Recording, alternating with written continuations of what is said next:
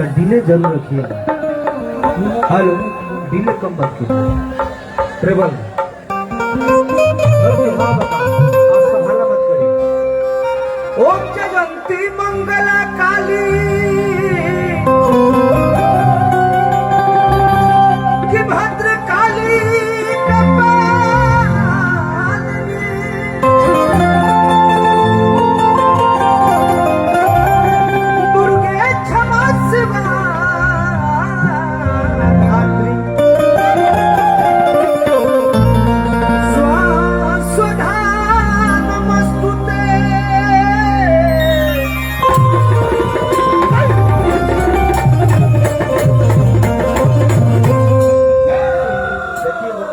गीत गावेला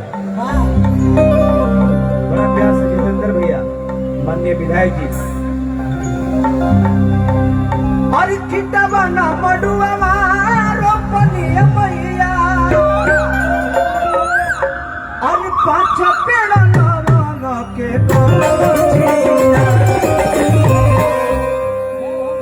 अरे तो दोनों बेरा अरे दे हवे मैया और की है लवांगिया के सब ये करना दुखा को बोल दी सर वाली मैया की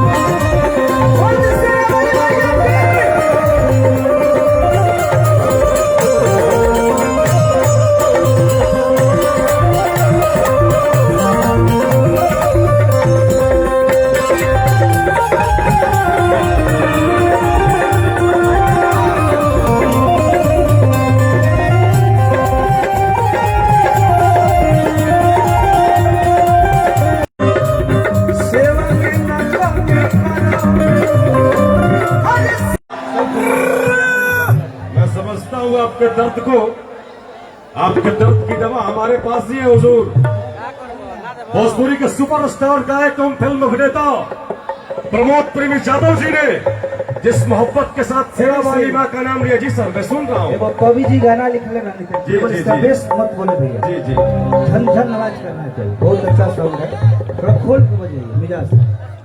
हेलो, के बैनर तले प्रमोद प्रेमी यादव का सबसे दर्द भरा देवी गीत रोयले को झिलिया मैया। मैं चाहता हूं कि जोरदार तालियां तो कम से कम बजती है यार।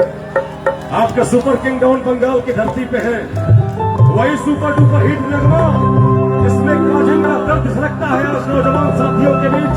श्रीकांत भैया के विशेष डिमांड पर पश्चिम बंगाल की खूबसूरत धरती पर भोजपुरी के सुपरस्टार गायक एवं फिल्म अभिनेता प्रमोद प्रेमी यादव जी। बैठो, देखिए